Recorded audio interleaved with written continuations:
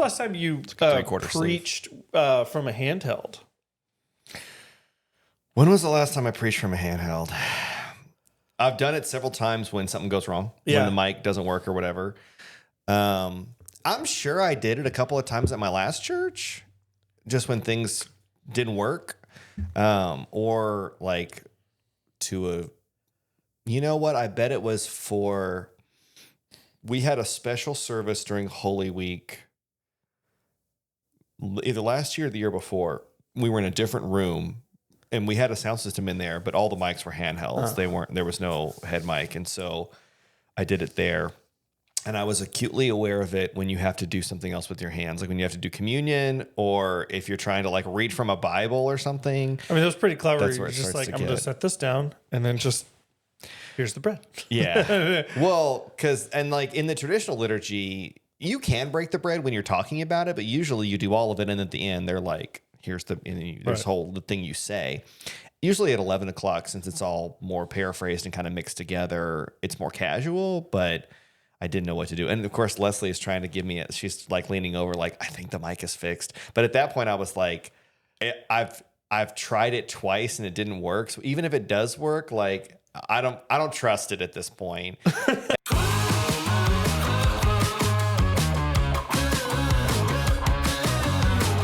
Well, as you said, I'm going to channel your inner stand-up comedian. I would absolutely, if I were a stand-up comic, I would absolutely use a wired microphone, just because I think like it's good to have something to do with your hands. Yeah, like there's a couple of stand-up comedians who use like a face mic, and I don't know. It looks wrong. It looks wrong, and I don't know if it's like I've prejudged their comedy beforehand, but I'm immediately like Michael McIntyre. I do not find him funny at all. He tries to make fun of America. He's British. Okay. And he's like he moves his hair like this a lot, and it bounces. And I think like middle-aged women find him cute, which is why he's successful. Because I'm like, he's just not funny. Like he like makes a lot of jokes at the expense of Americans, and they're not good. They don't land. And they don't land. But I mean, people are laughing. I'm like, why did you just laugh? It's not funny. There's one comedian who's like very intentional about his hands, and so like he's okay on a head mic. Eddie Izzard actually he had that one comedy special that was great, and he wore a face mic. But when I see comedians using a face mic, it looks like they're about to give a TED talk, and I'm like, this is not what I want. I want you to have it just feels like a prop you have to have, or a mic stand. Like a lot of them will use that too. And just, I think being creative with that, it just like feels Bill Burr more is like great. comedy. He'll lean on his mic stand, which is hilarious. And he uses his mic stand really well as a prop. And Segura still uses a wired microphone, just drags that cable out there. And I like it. I like the cable. There's an old school element to it that kind of makes you feel a little more grounded for some reason. I think I've just been watching stand-up comedy for so long that it just feels weird when it's not there. Yeah. That maybe over time I won't feel that way, but I definitely do right now. I love it. So the Good Samaritan, I almost just said the prodigal son. The Good Samaritan. So you've probably preached on the Good Samaritan. How long have you been a preacher? 12, 13 years? 12, 13 years. So that means you have preached on the Good Samaritan at least 46 times. I was going back to look because it's one of this, when it's a story that I've done a bunch of times like that, I've done research like each time you preach. And there's some sermons that like you need to do a lot of like, exegesis work where you're reading commentaries and reading books and digging into it. But some of them like that, I've just done it a lot of times. And so I did go back to see like, is there anything that I'm missing? I'm talking about like this series is super like in the research. And I love this. This is very fun. Like, well, I don't need to redo it if I've already done it, but I went back and looked, and I think this is it's the fifth or sixth time that I preached on the Good Samaritan. So. It's one of the most commonly preached on or just familiar Jesus parables. Sure, yeah. And even though it's only in Luke. Yeah. And it's really fun to come at it from a different perspective, to explain all of the elements and to kind of make it so that people aren't just judging all the people who just walked by, even though it is a hypothetical situation and stuff. But my question was, how do you keep something that you've preached on so many times, how do you keep it interesting for you? So that's not really a problem the first time, especially if it's a topic you like or a story you like. It's not really the problem the first time you do it, because you've got all the good material to give to a new audience. Yeah. And so there are things, that I find really interesting, or that I heard a great sermon about or read a cool book about, that I enjoy sharing with others, because usually they haven't heard that before. They don't know it. And the Good Samaritan is a good example of that. Like, a lot of people don't know the history of the Samaritans and the Jewish people, which completely reframes the whole parable. And so that's interesting, and I enjoy that. But okay, that's done now. Like, so I've done that here. So that's where I've run into some trouble with the question you asked, is how do you preach the same scripture once you've kind of used all the cool things you know about it? So when you preach it the second or third time, and this is where honestly I used to really dislike the high holy days, like preaching the high holy days. I love those services. But when I think about like what I love about Christmas Eve, it's singing Silent Night by candlelight. And for Easter, it's like the flowers and the energy and all the excitement. And going outside to great weather. Yeah. Well, in Easter, there's multiple different resurrection stories. And so not only the ones in the gospel, but like the road to Emmaus is technically a resurrection story. Like, there's a lot that you can do to diversify that. But like Maundy Thursday, it is what it is. Good Friday, it is what it is. Palm Sunday, it is what it is. Or Christmas Eve, like they're pretty, it's kind of a mono narrative in all of the gospels. And so that can get a little tedious. Christmas Eve is the one that's the most tedious after a few years, because once you've preached it in a couple of different ways, like, and the thing that I always have to be, usually my wife reminds me of this, is I remember what I preached in years past. That doesn't mean anybody else remembers what you did. Right. And so it's not like they're like, oh, well, 3 years ago you said this, so why are you saying it again now? Nobody's doing that. But I have to do the same thing with when I'm picking worship sets. I did this song, I sang this song 3 weeks ago or 4 weeks ago, but it fits so well. Yeah. I'm like, wait a minute, nobody's gonna remember at all that I did this a month ago. They don't even remember what I did 4 days ago. Well, and I had we were doing a worship planning meeting years before at a couple churches ago, and I was like, we've already talked about this so much. Like, I feel like it was like Ash Wednesday or something. I was like, I feel like we're just saying the same thing. And they said, this is a special service we do once a year, and it's good to remind people of the things that they hear every year, but they need to be reminded of. And I think that it's helpful to sometimes say kind of the same thing. And so I sort of explain at the beginning of Ash Wednesday, and I did it this year too, of like, what is Ash Wednesday? Why do we do it? What is the significance and historical, grounding for ashes and all those things? And I've had several people say, I know you say this every year, and I'm glad you do, because I always forget it. And it's nice to be reminded of like why we do this very different thing. And so that helps me to know, like, okay, people, like, repetition is good. People aren't sick of this, but it is tough. So to originally answer your question, the first couple times you preach something, it's not hard for me to get excited about it, because I'm sharing what I feel like is probably new information with the group, or at least a different way of saying it. Once you've done it a couple times, though, there are some sermons where I got up and I'm just like, just get through it, man. Like, I'm just a little sick of talking about this. Or if you do like a really long sermon series, I did the book of Acts over the summer of like 3 years ago. We've talked about this. Yes. And you went into it thinking it's repetitive. Same thing. Every chapter is so repetitive, and on purpose. Heal, rinse, repeat. It really is. Repeat. And so, but preaching it, I got to like the fourth or fifth Sunday of Acts, and I was like, I hate the Acts. I hate this book. I don't want to talk about it anymore. I'm so sick of it. I'm burned out. I had nothing new to say. And so on the last week, I think I was like, I know you guys are ready to be done with this. But although I knew somebody who did what was it?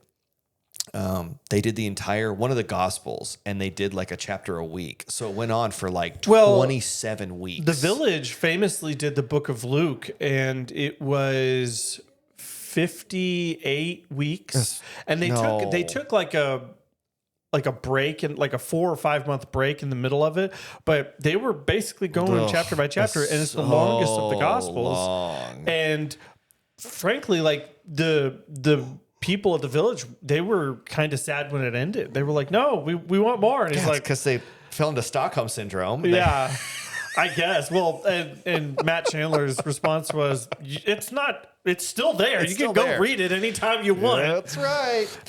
Even doing a gospel like just during the whole like over Lent, and where you do like 5 or 6 straight sermons from one gospel, like after a while you're kind of like, okay, like I just need to change of pace. It just feels like it's the same thing every week, and so yeah. What's the longest series you've done? I think probably 6 weeks is probably the longest. Yeah, because we're doing that right now with Lent. Like it's gonna go for a while. Yeah, and in Lent, it probably was with Lent, and Lent also is a little different because like our series technically goes through Easter. It goes 7 weeks, but Palm Sunday and Easter they're as much about that day as they are the series. And on Easter, we're not even going to really talk about the series that much, just because there's so much about Easter itself. Like the sermon will still fit within the theme of the series, but we're not going to harp on the fact that it's a series just because there's better things to spend your time on Easter. Yeah. Well, that does, and it will be week 7, so like people will know. That was one of the things that was funny about when the Village was doing Luke, is that they didn't change the fact that they were doing the series. And so on Easter Sunday, he's like, we're on like, week 30 something of Luke. And so sorry if you were coming here expecting like an Easter message. I mean, I guess you could say they're all part of the Easter message, but we're just keeping going with this. And I think they did it on Christmas too. Like they were just like, this isn't going to be a Christmas sermon. Here we go. Yeah. So, I mean, I think it depends on what it is. If it's more topical, if you have enough variety in it, maybe you can. We did a series on relationships one time, but it was different kinds. It was like a relationship with parents, with children, with friends, with spouses, with coworkers, with God. So you can vary it enough that it's not that big of a deal. But if you're looking at a book of the Bible, or if you're looking at something that just feels really similar every week, after a while, it's just kind of like, all right, I'm ready to move on. How do you feel about the infamous At the Movies series? I love them. I think they're great. When you got a good, they're good at Christmas time because there's just so many Christmas movies. Yeah. And I think it's a fun thing to do during the summer, just because a lot of people do summer movies. Well, not so much anymore, but it used to be like the summer blockbusters when theaters mattered more to people. And so I think that's fun because it's just kind of a casual way to have a common touch point. If you pick the right movies, usually people have seen them. And so that can be really fun. And there's a reason why people relate to it. Like there's parables. Jesus used parables all the time because people like stories. We're storytellers as a species. And I think that using the narratives in movies to sort of give you an example of this is what this looks like, especially if the movie has nothing to do with it. One of my favorite ones, we did a summer series, and one of the movies I picked was Moana, which I've preached about twice now. One of the best Disney movies. But there are so many. You can talk about calling because she feels called to go out on the ocean. You can talk about family and the way that connects. You can talk about All Saints and the great cloud of witnesses because her grandmother's still with her. About taking risks. You can talk about everything. Yeah. You can talk about what it looks like to be redeemed and redemption in the way that Taka comes back to life when her heart is restored. Yes. And there's so many things that come out of that movie. I could do a whole series on Moana. But a lot of people hadn't seen it. Don't tempt me with a good time. I would totally be down. So I think that's where a lot of people hadn't seen Moana, and so they went and watched it, and they were like, "This is amazing." And I'm like, "I know." So it's top 5 for me, without question. Did you see the sequel? I don't think I saw the sequel yet. I heard too many people say that it was not great. Remember what it's about. I don't know that I've watched it. I know my kids watched it. I don't think Moana was one of the movies too that like I can't remember which one of our kids, but one of our kids was like 2, or like they were like the prime age for it. And so Moana is one of the movies that we watched on repeat. I've probably seen Moana, I'm not joking, 150 times. That's a lot.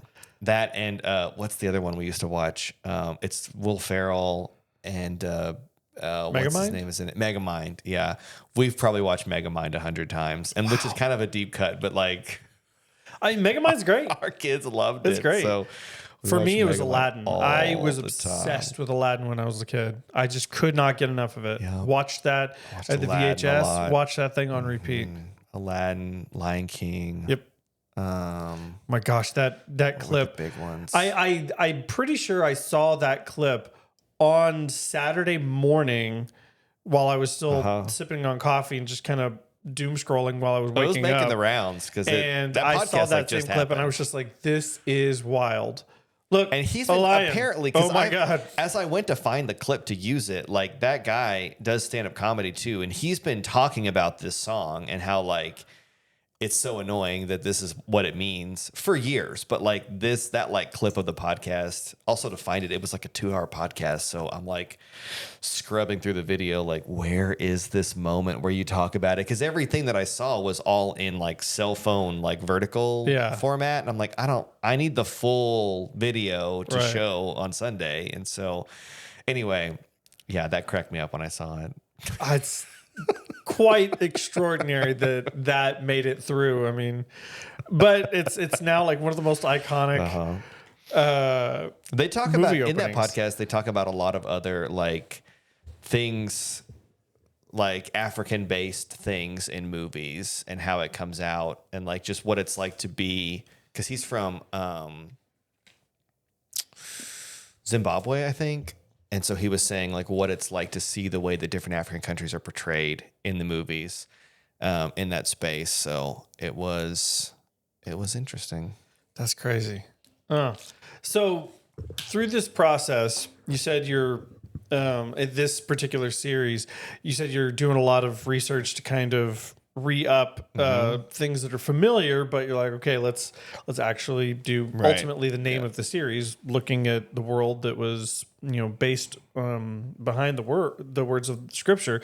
Is there something that you've read that you haven't found a way to get it into the context of a sermon that you were like, that is so cool, it's just I can't force that to land in a sermon? Yeah, so a lot of it has to do with the way society. So we talk about like an individualistic society we live in today, which is not meant to be selfish, just that like we think of ourselves individually.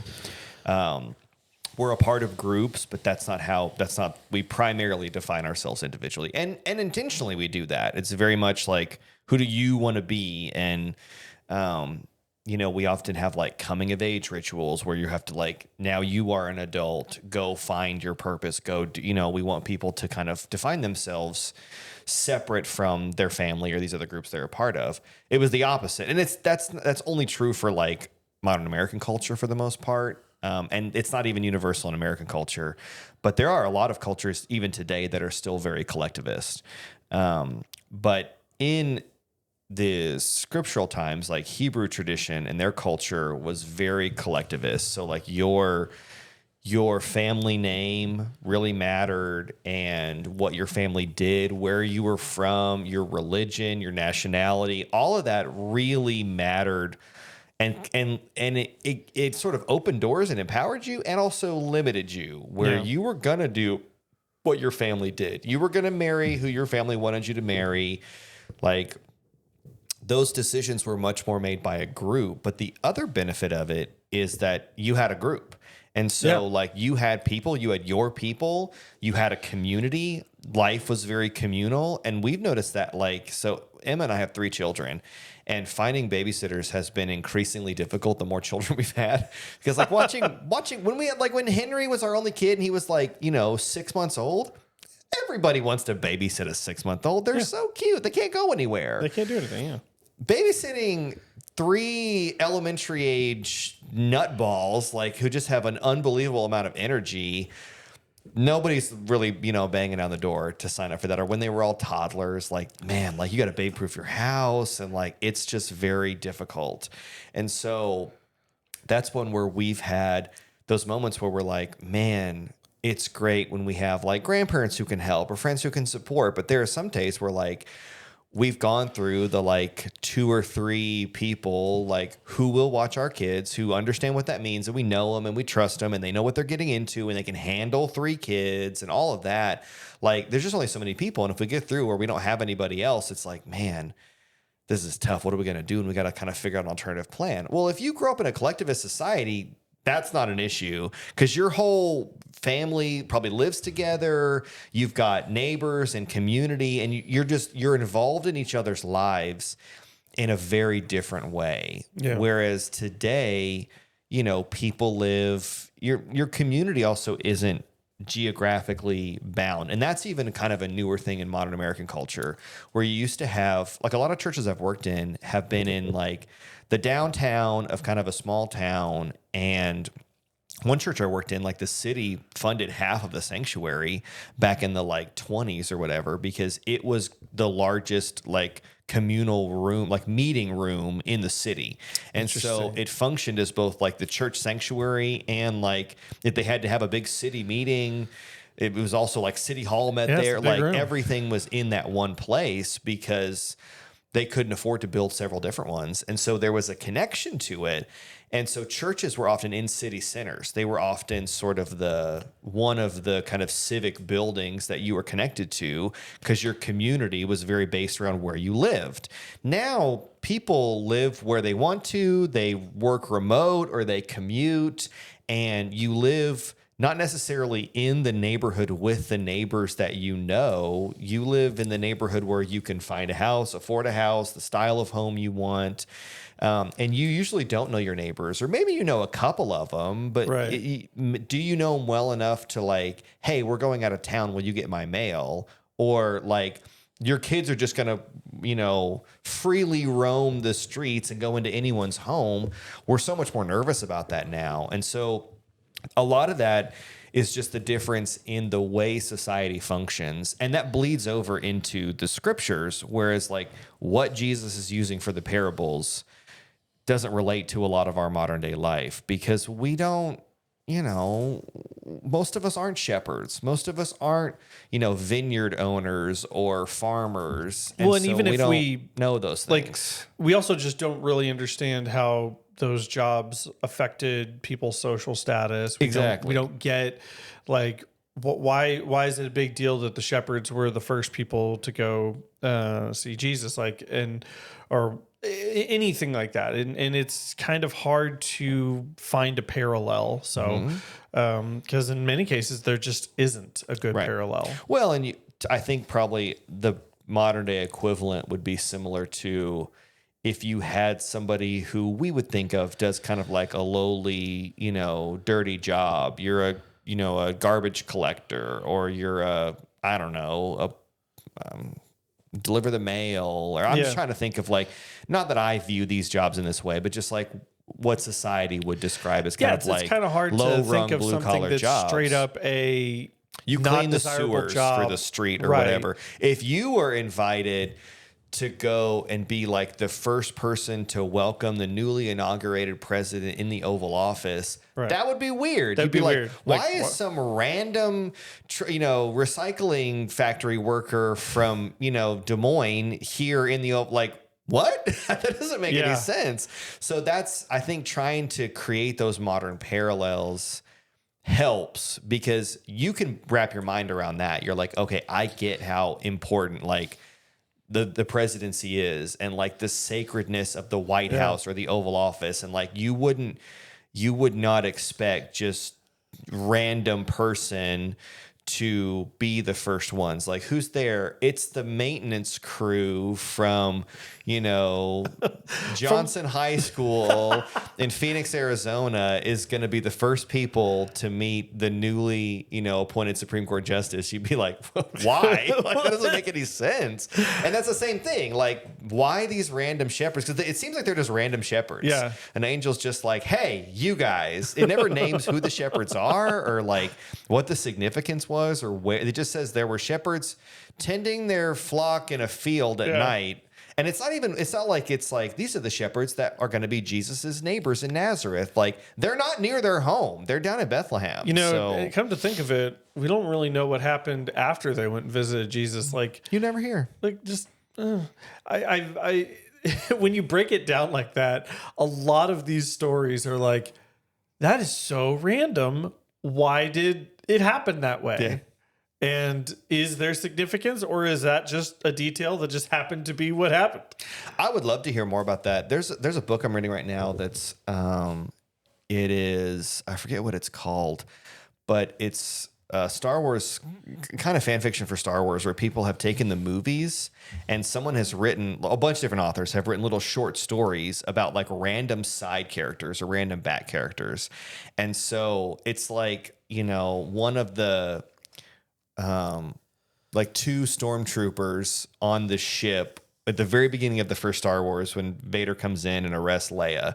It's like the two stormtroopers that like found her, and like their whole discussion about like, who is this? And oh my God, like, so it's this whole, like, they're just making it up. Yeah. But I would love to hear those little, because it makes you think about the main storyline from a different perspective. Like, if you're not the main character, and most of us aren't the main character, like we go to a parade, we're not the ones in the, we're not the star of the show. We go to a concert, we're not usually the one up on stage. We're just in the crowd. And so it is interesting to think about like those side character stories and like the woman at the well, what happened to her? Like the blind man who was healed, what happened to him? Like, you don't hear kind of this, how their life was changed. You see, like, Saul gets transformed into Paul and you see his life and that incredible story. Well, did that incredible transformation and discipleship happen for everybody who encountered Jesus? Yeah. What happened to Lazarus? Yeah. They bring him back from the dead. That's Then pretty what? cool. I feel like I would devote my life pretty heavily to the guy who brought me back from the dead. So like, what did Lazarus go on to do? I don't know, but I would love to hear more, because Lazarus was supposedly Jesus's friend, which is why he cried when he died. And it's Mary and Martha's brother, right? yeah, something like that. Yeah. And just, I would love to hear more about their relationship. Like Jesus having a bro, like, just, hey, what's up, bro? Good to see you again. Yep. Big dog, what's happening? It's like, a I would huge love to chunk of his life missing. Before I he would goes love into to hear more ministry. stories about What did he do for 30 years? Was he a carpenter? Like what? That's what we always say. Like, and officially yet, doesn't like, start his ministry until he's 30. So like, what's he doing? I somehow, like, Does he go to temple? That would be the worst. Like, if you were, can you imagine teaching Sunday school and Jesus is in your class? You'd be like, somebody else, anybody else. Does anybody else want to try to answer this question? Everything I say. He's going to call me out constantly. Every week you do this, Jesus. Who do you think you are, the Son of God? I don't know why we haven't made a show like that, because I would watch every episode. It would be amazing. No, a lot of people wouldn't find that humor funny, but I think it'd be great. I'm curious to know. And like, that's something that's, it's hard not to want something like that. But I mean, in scripture, it's just, this is what we have. So it's like, and there are some stories that are not canonically like scripture. So we don't know, maybe it was fan fiction or whatever, but there are stories about Jesus when he was younger that are not in scripture, that are written in other things that are ancient literature. Like, there's a lot of things that didn't get canonized. Like I think I remember some story about Jesus parting the waters of like a puddle or something like that when he was a kid, just because he could. And I'm just like, that is, And I would love to hear. We need to do a series on like on the stories that nobody's heard about Jesus. What did he know? When did he know it? We're talking about that in the. So I've been teaching the Nest Sunday school class, and we've been talking about, during Lent, we're talking about Jesus and salvation. And a question that has come up a lot is like, what did Jesus know? Like, if you're fully God and fully human, it doesn't seem like he has like the God brain, like God knows everything. God is omniscient. Doesn't seem like Jesus, as he is described in scripture, is omniscient, because he even says like, I don't know the time when I'll come back. Like, only the Father knows the time of these things. Right. And so he doesn't seem to know. And he's like praying in the Garden of Gethsemane. He's like, if there's any other way, let's do that. So like, he doesn't seem to have like that unlimited divine knowledge. And theologically, I mean, you couldn't and be fully human. Exactly. But I mean, so in theology, we call that the kenosis. He emptied himself of the divinity to take on humanity. And so I think that's where, what does that mean? And what did he know? And how did, like, at what age did he understand he was God? And how do you have a sinless teenager? I mean, there's just like when you're a little kid on the playground, like you get mad, you shove somebody. Did Jesus just never shove somebody? Like, what is that like? And I mean, is that like a sin that would make somebody imperfect? Like, exactly, does that what warrant qualifies imperfection? and what is just human nature? I don't know, but I think that's where, and I'm also interested to know like the other stories around, like, did Jesus have friends growing up? What did they think about him? Did they know, like, were they like, man, this kid's different? What is it like for Mary and Joseph to try to raise Jesus? What's it like for Jesus' like siblings? Like, he had siblings later, and so like, like that's James, gotta be like, the was worst. James like, oh, everybody my gosh, loves is awful. Jesus. Like, yeah, that's, you think your sibling's bad? Like, imagine your sibling is God. So yeah, I mean, I'm so intrigued because those are the parts of the stories that I feel like you would learn so much more about Jesus, but I wish we had them. But I think I don't know. It's interesting to think about. I often think about, there are clips from like Family Guy where they reference some stuff like this, like teenage Jesus, and he gets real mad. He's like, "You're not even my real dad, Joseph." Yeah, exactly. His stepdad. Yeah. Mm-hmm. Stuff like that, and it never gets old. But that would be just fascinating. But it's kind of hard to do that because we pretty much are relegated to just pulling from scripture, because the stuff that isn't canonized, you're just like, well, this isn't probably real, but let's talk about it anyway. I don't know. I guess that's what podcasts are for.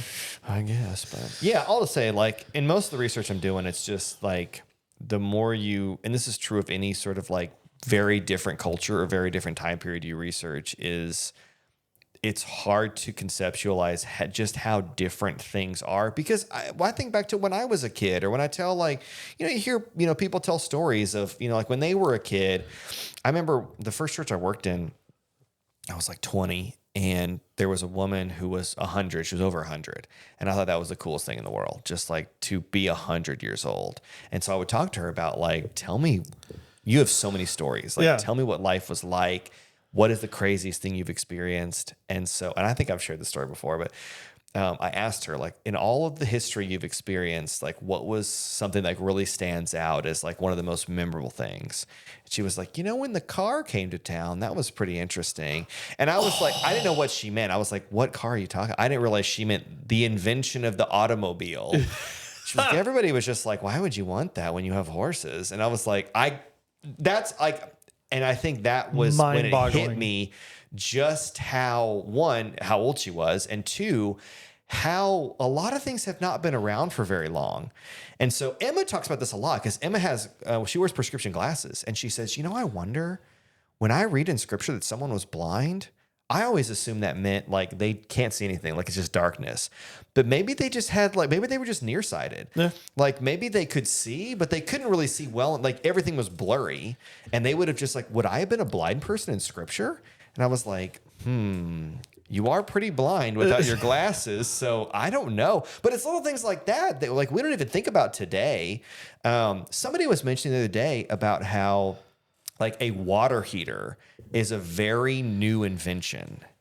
historically speaking. I don't know when it was, but I mean, it's like within the last 100 years they invented the Well, I water don't know. heater. As soon as you said like that, you asked that question, I started thinking uh, about like what my answer would be if I make it to 100 and somebody asked me that question. And for me, I would probably say the internet. Like, And people are going to be like, what? you A lived before computer the didn't internet? What do you mean a phone didn't exist? Yeah, but somebody was talking about how there was like the water heater is a very new invention, and they were saying basically any like hero or historical figure that you love never knew what it was like to take a hot shower. And those little things, I was just like, that's weird to me, because you just don't think about, from our perspective, these things feel so ordinary and Yeah, so like, pedestrian. I mean, we've all taken a cold shower like when we're out on You like could a take a mission warm trip bath, or but something. you'd And you're have just to like, heat oh, it this is up awful. with fire or with the sun. Right. And so, yeah, like those are the things that it's just interesting to think.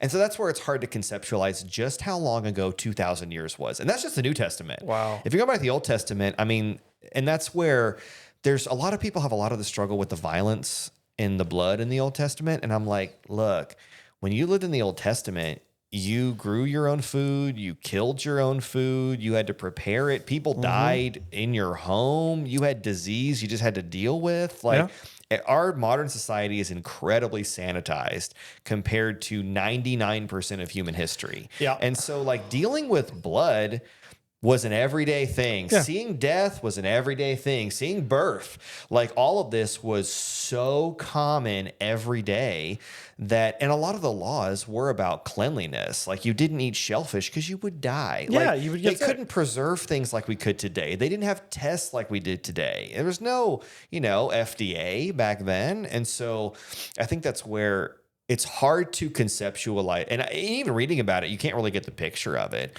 but it's just hard. I'll watch. So right now I'm watching Mad Men. I've never seen it before. Great show. Which I'm already enjoying it, but it's set in like the 50s and 60s. And just watching, like, they'll be driving around and their kids are just like running around in the car. Like, there's no seat belts. There's not only are there no car seats, there's no seat belts. There's no nothing. Yeah. And so just to see those little things of the nuance of that, where I'm just like, man, and that was not that long ago. And life just looks so different. Now multiply that times, 200. That's crazy. And I think that's the hard part, is we read scripture and we have we are so disconnected from what life was like, that trying to relate those things to today, it just takes a lot more work than, like, honestly, most people realize they need to, or that they're willing to put in. Yeah. And that's why I really get so disheartened when I look at a lot of the religious discourse in our world, especially on social media or through like media personalities, because it's usually a very surface level reading of something. They'll read a sentence in their English Bible and they'll say, see, and they'll start screaming about it and condemning people and fighting people. And I'm like, I can't even begin to describe the levels of things that you've missed, because like people will be like, these are the exact words Jesus said. I'm like, the language that you're speaking and that you're reading didn't exist when Jesus was alive. That's how long ago this was. English wasn't a thing. It's crazy. And so that's where I'm like, that's not literally the words that Jesus said, because that language didn't exist. He spoke a different language. The writing was in a different language than was spoken and then was translated. And that's not even getting into the cultural nuance and the difference of all these things. It's hard to go into how many differences there were. Yeah. It's a big, complicated picture to paint. So it's broad. crazy.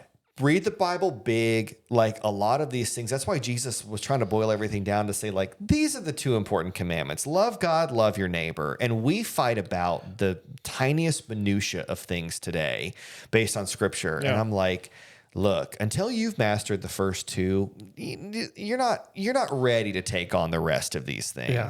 So when I see churches like getting into like Simplify it, hyper simplify it. specific things, I'm like, I don't think you're prepared to get that detailed, because you can't seem to master the first two.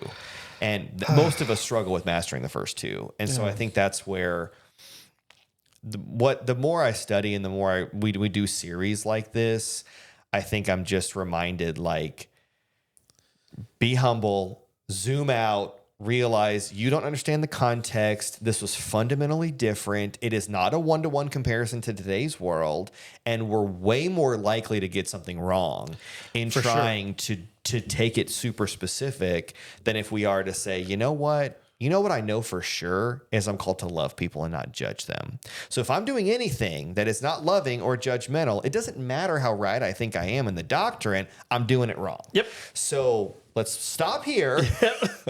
Rewind a little bit and try and go to from start there. over. But, it's just not the way that a lot of modern religion works. So anyway, I don't know that I have like one thing that comes to mind in the research I've done. It's mostly just like a constant reminder of How this different everything world is so different, and you got to slow down and you got to back up and kind of take it one step at a time. So Love it. All right. Well, got 4 more weeks? 3 more and then Palm Sunday. 3 more and then Palm Sunday. Good. Yeah. So Well, we've got- I'm enjoying this. So a lot of history, and makes me want to watch a bunch of period piece movies and that are in that time, and put myself in those shoes. some better than others. Oh, that is a fact. Just My channel your goodness. inner Charlton Heston. Yeah. Yes. I am Spartacus. Anyway, thanks for hanging out with us. Episode 53. Here we go.